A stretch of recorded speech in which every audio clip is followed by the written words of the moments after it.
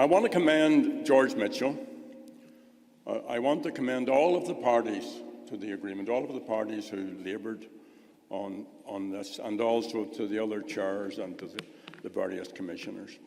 I want to commend Bertie Ahern and Tony Blair and their staff and their officials, President Clinton and our friends in Irish America. And I want to remember John Hume and Pat and David Trimble, David and Reg and the rest of the team. The Ulster Unionist Party had great difficulties to deal with. David Irvine, Hughie Smith. One of my best stories of the negotiations concerns Hughie Smith. It happened in Downing Street. Sherry Blair was expecting their baby, and we were involved in a plenary session in Downing Street, and Hughie says to Tony Blair, "I suppose you're going to call the child Tony?"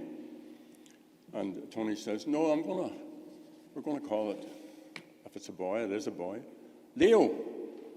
So Hughie back home, good wise Shankill Roadman, into the bookie shop, put a huge amount of money, and got a huge amount of money back from that. Father Alex Reid, Father Des Wilson, Albert Reynolds, who doesn't get the credit that he deserves, and Jean Kennedy Smith and Teddy and Mo Molan, and all those who made the agreement possible. And I want to remember also Ian Paisley, who, after the initial process, famously shared the First Minister's office with Martin McGuinness, and they both made it work. And the last 25 years have been up and down, and there have been many twists and turns. But one thing for certain is we're all in a better place, and despite current challenges, the future is bright. And if you doubt that, think of the countless lives which have been saved, or reflect on events in other parts of the world at this time. So we have a lot to be thankful for, and we have a lot to do. The Good Friday Agreement wasn't a one-off event. It wasn't a destination. It is a process. And processes of change, particularly when they involve human beings with different attitudes and views, are challenging, and they are difficult.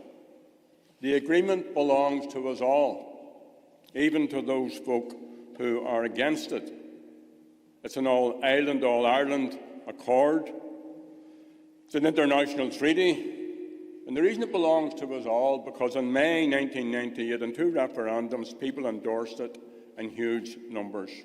So it's here to stay. The institutions of the agreement, they're not working at present, but that too can be fixed. And it's critically important that the results of the last election are respected. Now, I believe Jeffrey Donaldson when he says that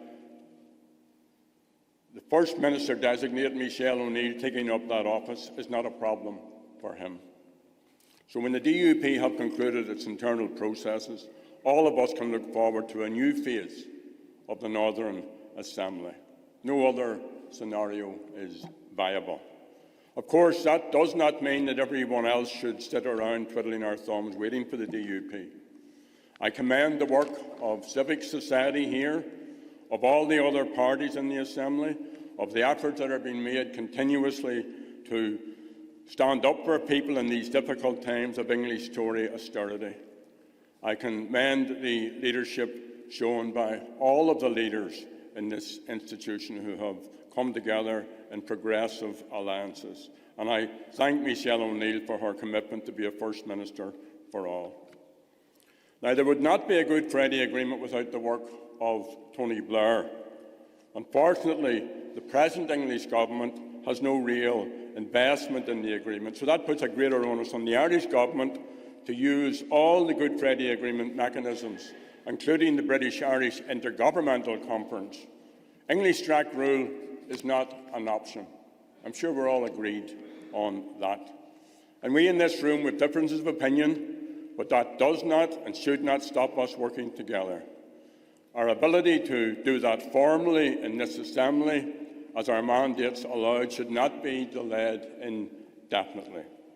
The Irish Government has a duty and a right under the Good Friday Agreement to continue to uphold it and to hold the British Government to account. And none of us should have to reduce that role to spectating or commentating. The Good Friday Agreement has protocols which need to be activated, and so too with legacy issues. We all agree on that. The Irish Government should take an interstate case against London. Inclusive dialogue created the Good Friday Agreement. Even though not everyone talked to Sinn Féin at that time, this has changed. Now, many of us are friends. All of us have decent, respectful conversations, and that's the way forward. The Good Friday Agreement has also provided a way to agree our future, and that's for the people to decide. This is our home place, all of us. It's a place we all love, and a place which we want to prosper, and that's what unites everyone here. So let's discuss how we do that. Our responsibility is for the future. The past will take care of itself. Let's plan for the day when we can govern ourselves without the corrosive rule of London. In this too, the Good Friday Agreement is crucial. The protections in it, claimed by some as being about nationalists, are actually for everyone.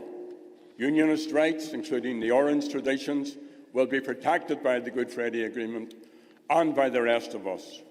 So in the spirit of Easter and the Good Friday Agreement, let us resolve to keep going. In the last 25 years, we've fallen down many times. In fact, we're very good at that. But we're also very good at getting back up again. We're very successful at that. So let's be successful once again. Go Ramila Mai Ogub Gallier.